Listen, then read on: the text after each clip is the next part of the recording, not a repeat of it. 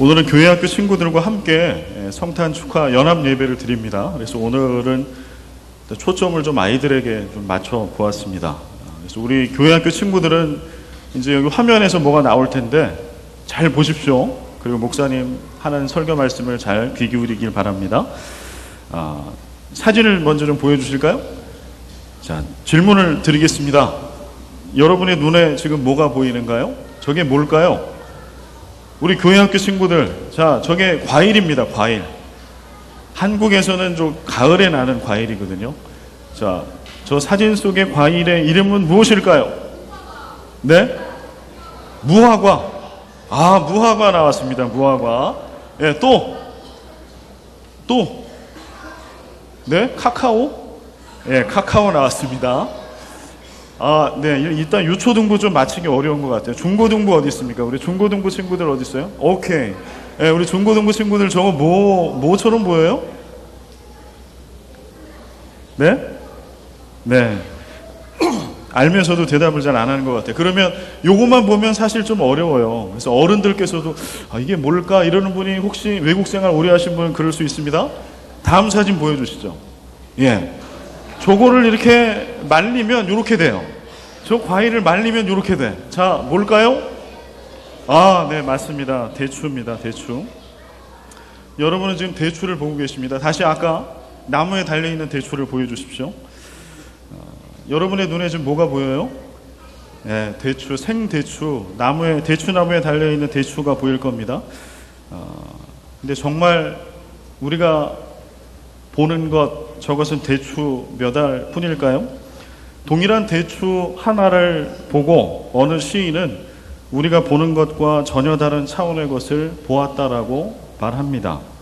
오늘 여러분들에게 두 편의 시를 소개해 드릴 텐데요. 그 중에 첫 번째 시는 대추 한 알이라고 하는 장석주 시인의 시입니다.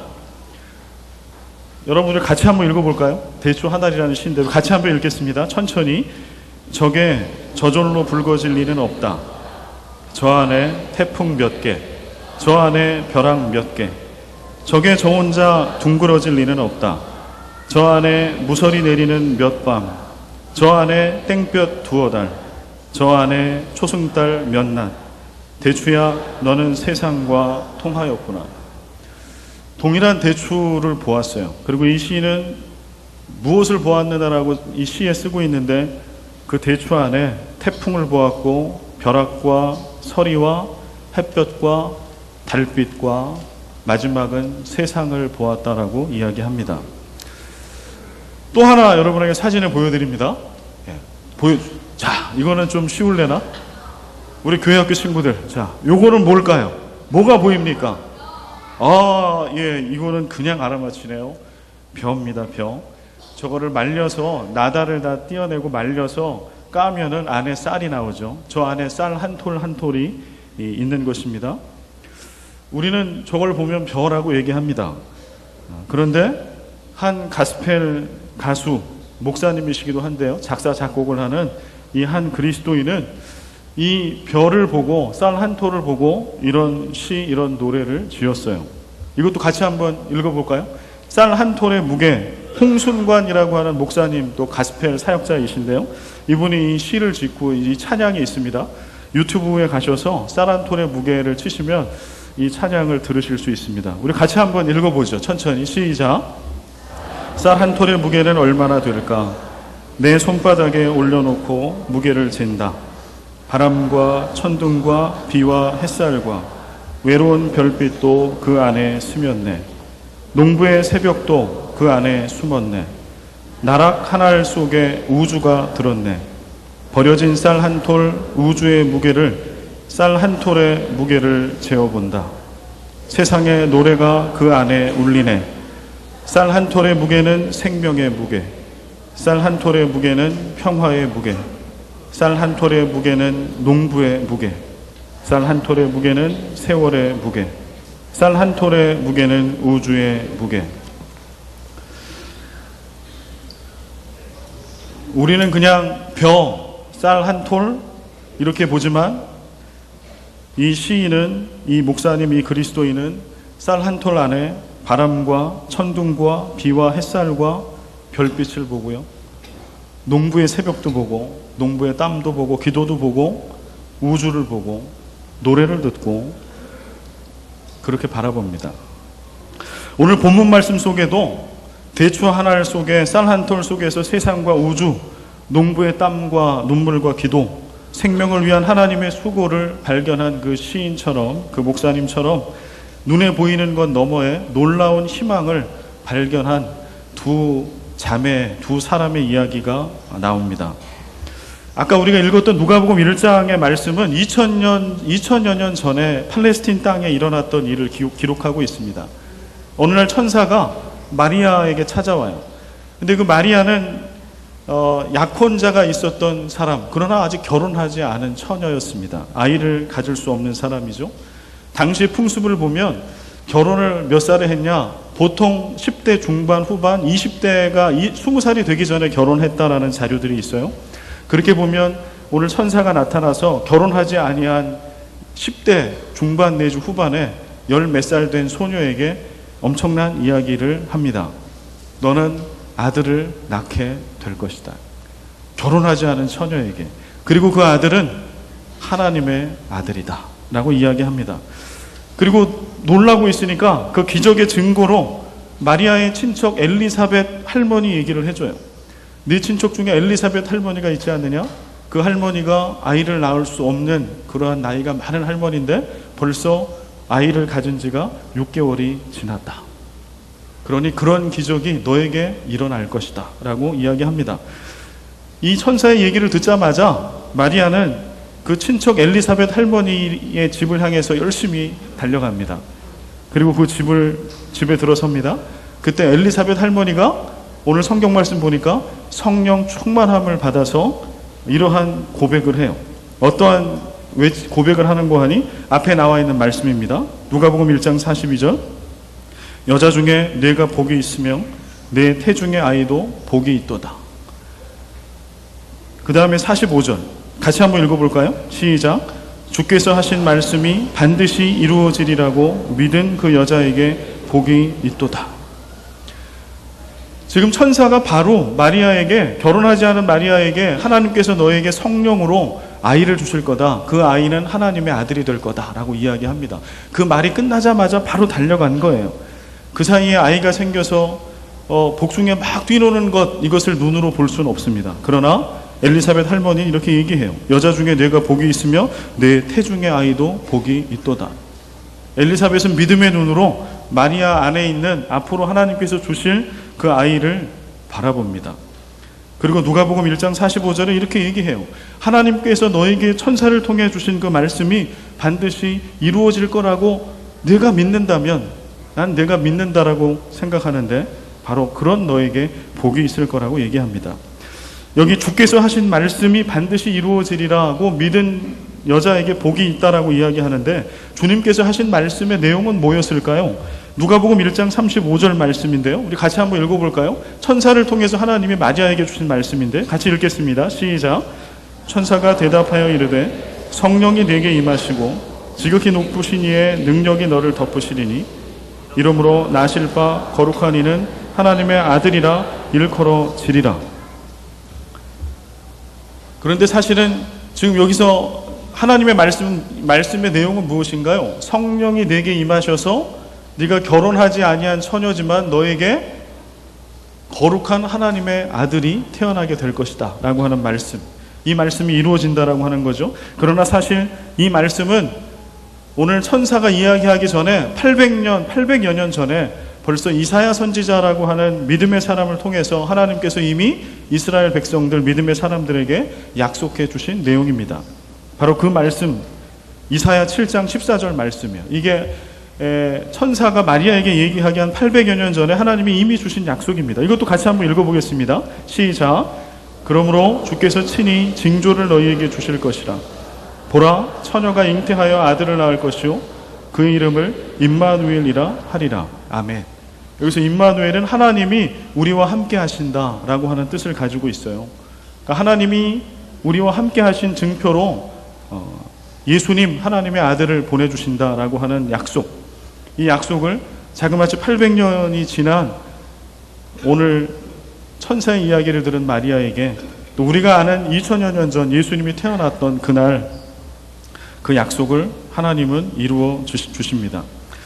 그런데 오늘 약속만 있는 거지 사실은 눈에 보이는 건 아무것도 없어요. 하나님의 아들이 마리아 너에게 태어날 것이다 라고 하는 약속만 있는 것이죠. 그런데 그러한데 이 두 여인은 마리아의 태중에 한 아이가 뛰는 것을 봐요. 믿음이 없는 사람은 그 아이를 볼 수 없어요. 그리고 그 아이가 하나님의 아들인 것을 봅니다. 그리고 그 아이 예수 그리스도가 주인이 되셔서 세우실 새로운 희망의 나라, 하나님의 나라를 바라봅니다. 믿음이라고 하는 것은 볼 수 없는 것을 볼 수 있게 해주는 것이에요. 그게 믿음입니다. 히브리서 11장 1절과 2절에 보면 믿음이 무엇인가를 쓰고 있어요. 믿음은 바라는 것들의 실상이요 보이지 않는 것들의 증거니 선진들이 이로써 증거를 얻었느니라 라고 씁니다. 이 말씀을 좀 여러분이 알아듣기 쉽게 제가 풀어보겠습니다. 믿음은 볼 수 없는 것을 볼 수 있게 해줍니다. 우리 믿음의 조상들을 믿지 않는 이들과 구별해 주는 것은 남들은 보지 못했던 것을 그들은 보았다는 사실입니다. 여러분에게 믿음이 있습니까? 여러분 믿어요? 여러분은 예수님을 여러분의 주인으로 또 구주로 믿으십니까? 그렇다라고 하면 믿는 사람과 믿지 않는 사람의 차이는 어디 있는고 하니 믿지 않는 사람들이 보지 못하는 것을 믿는 사람들은 본다는 데 있어요. 히브리서 11장은 계속해서 성경 속의 믿음의 위인들을 증인으로 내세워요. 남들은 보지 못했던 것들을 봤던 그런 믿음의 사람들을 증인으로 내세웁니다. 마른 하늘 아래서 오랜 기간 홍수 심판을 준비하면서 큰 배, 방주를 만들었던 노아 할아버지. 어디로 가야 할지 정해지지 않은 장소를 향해 그저 하나님께서 가라고 명하시니까 믿음으로 떠나갔던 아브라함, 이삭, 야곱, 모세. 이 믿음의 사람들의 공통점은요, 아무것도 그들의 현실 속에는 보이는 게 없었다라고 하는 거예요. 하나님이 약속은 주셨는데 눈에 보이는 건 아무것도 없었어요. 보이는 게 없었던 것뿐만 아니라 오히려 그들이 살았던 현실은 절망이 가득했던 그러한 삶의 모습이었습니다. 그런데 그때 믿음의 사람들은 하나님께서 주신 약속을 붙들고 지금은 보이지 않지만 앞으로 하나님께서 이루실 미래의 희망을 바라봅니다. 오늘 성탄 축하 예배를 드리고 있는 이 시간 여러분들은 무엇을 보고 계십니까? 우리 사진 한번 볼까요? 여러분 이걸 보고 뭐가 느껴지나요? 촛불 집회하는 장면입니다. 지금 한국의 모습입니다. 우리는 우리 조국 대한민국을 위해서 많이 기도하고 있습니다. 많이 염려합니다. 여러분들은 이 사진을 보고 무엇이 보여집니까? 대추하늘 벼 이런 얘기 말고요. 이 안에 어떠한 미래가 보이십니까? 또 하나의 사진입니다. 우리가 살고 있는 축복의 땅 필리핀. 그 다음 사진 보여주실래요? 네. 두테르테 대통령이 압도적인 국민의 지지를 받고 새로운 대통령이 되었습니다. 부정과 부패, 마약, 불법을 척결하기 위해서 노력들을 하고 있고 이로 인해서 부작용도 생기고 있다라고 하는 그러한 뉴스를 봅니다. 필리핀의 이 사진을 보고 여러분은 필리핀의 미래를 어떻게 바라보십니까? 우리가 살고 있는 이 땅은 어디로 갈까요? 또 하나의 사진. 이 사진이 어떤 사진인지 아시는 분은 오래되신 분입니다. 제가 자료를 이렇게 보니까요. 저 사진은 2003년 사진이에요. 2003년 바로 오늘 성탄 축하 예배를 드렸던 장면입니다. 제가 가만히 보니까 제가 알만한 사람도 있더라고. 이때는 청년이었던 것 같은데 지금 결혼해서 벌써 애가 둘인 사람들도 있고요. 2003년, 지금부터 13년 전에 교회 학교의 사진입니다. 오늘 여러분 주위를 보십시오. 교회 학교 아이들이 있어요. 여러분 이들을 보고 저 사진을 볼 때 뭐가 보이십니까? 적어도 13년이 지난 지금 저들은 그냥 우리 현재 속에 어떤 믿음의 아이들로 자라가 있어요. 누구의 아빠가 되어 있고요. 그래서 믿음의 대를 이어가고 있습니다. 오늘 우리 옆에 앉아있는 우리의 자녀들의 미래는 이들은 무엇이 될까요? 여러분 주위를 좀 보십시오. 여기 찬양대가 있고 오늘 2016년 성탄 축하 예배를 드리고 있는 예수 그리스도를 믿는 믿음의 사람들이 옆에 앉아 있습니다. 그분들의 얼굴을 바라보십시오. 바라보십시오. 지금 고개를 돌려서 옆에 있는 사람, 뭐가 보이십니까? 여러분은 무엇을 보고 계십니까? 성탄절을 상징하는 단어들은 기쁨, joy, 평화, peace, 사랑, love, 기다림과 소망, hope. 이게 성탄절을 나타내는 단어들이에요. 그러나 역설적이게도 아기 예수님께서 이 땅에 오셨던 2000년 전 당시의 삶의 모습은, 눈에 보였던 모습은 처녀가 아이를 갖는 것이었고요. 그들의 삶의 모습은 고통, 눈물, 전쟁, 죽음, 포기와 절망이었습니다. 그러나 그런 상황 속에서도 믿음의 사람들은 다른 사람들의 눈에는 보이지 않는, 믿음이 없는 사람은 볼 수 없는 하나님이 이루실 미래의 희망을 바라봐요. 구약에서부터 약속하셨던 우리의 구주 메시아 되신 예수 그리스도가 이 땅에 오실 것을 바라봐요. 그분이 오셔서 우리에게 회복과 구원을 주실 것을 바라봐요. 불법과 불의한 것이 가득 찬 세상 가운데 하나님의 정의와 공의를 강같이 흘려보내실 것을 바라봐요. 지금은 부족한 것이 너무나 많고 전쟁의 소문이 가득하지만 믿음의 사람은 현실을 바라보는 것이 아니라 현실 너머에 하나님이 이루실 평화를 바라봅니다. 그 하나님의 나라를 바라봅니다. 오늘 성탄 축하 예배를 드리는데요. 성탄 축하 예배는 바로 그런 날입니다. 여러분 마지막 사진 보여주실래요? 제가 말씀드린 앞으로 하나님이 이루실 약속의 증거, 바로 저것입니다. 저게 뭐죠? 십자가예요. 예수 그리스도를 상징하는 십자가. 예수님이 이 땅에 오신 것, 또 우리를 위해서 십자가에 달려 죽으시고 부활하시고 승천하시고 또 재림하실 그 예수님은요, 우리에게 약속의 표시예요. 어떤 약속의 표시요? 하나님께서 성경 속에 내지는 여러분의 기도 속에 약속하신 모든 약속을 1.1획도 틀림이 없이 완전히 이루어 주실 거라고 하는 그러한 약속의 증거. 우리 예수 잘 믿는 믿음의 사람들이 됩시다.